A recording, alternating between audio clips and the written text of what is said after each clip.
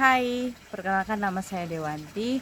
Kali ini saya mau berbagi cerita tentang sebuah buku yang berjudul Injil Manusia dan Peradabannya. Buku ini ditulis oleh David Eko Setiawan.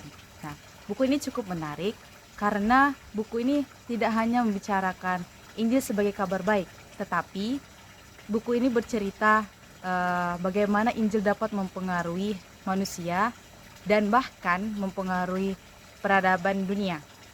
Ya, pertama buku ini menjelaskan apa itu Injil. Jadi kita sering dengar kata Injil, yaitu kabar baik. Nah, penulis mengingatkan bahwa bahwa kabar baik itu ada, kabar buruknya juga, bahwa manusia semua sudah berdosa dan melawan Tuhan.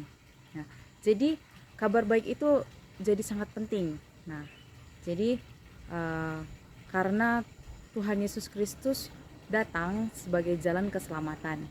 Jadi Injil itu bukan teori. Nah, benar-benar kabar baik yang dapat mengubah kehidupan manusia. Nah, yang bikin menariknya dari buku ini yaitu Injil membawa dampak yang cukup besar ke dunia. Nah, contohnya apa? Contohnya kalender Masehi lahir karena kelahiran Yesus Kristus. Nah, yang kedua, dulu anak-anak, wanita, orang tua, dan juga budak dianggap tidak bernilai. Nah, tapi Injil mengangkat martabat mereka. Dan yang ketiga, Injil juga menumbuhkan kepedulian terhadap orang miskin. Nah, dan bahkan Injil juga mendorong lahirnya sekolah-sekolah, dan juga Injil ikut mendukung perkembangan ilmu pengetahuan. Buku ini juga menjelaskan soal tantangan zaman sekarang, yaitu era postmodern, di mana orang-orang cenderung gak suka kebenaran yang absolut, maunya semua relatif. Disinilah tantangan Injil yang sebenarnya.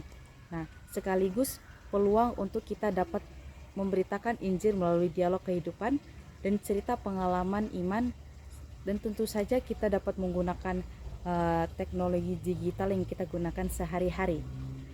Jadi menurut saya buku ini mempunyai kelebihan, yaitu bahasanya gampang dipahami, isinya runtut, dan cocok buat orang yang baru mau belajar. Nah, kekurangannya yaitu beberapa bagian mungkin singkat, dan terkadang kita butuh penjelasan yang lebih detail.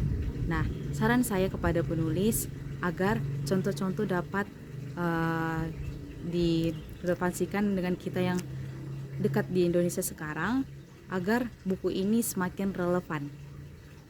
Sekian dari saya, terima kasih.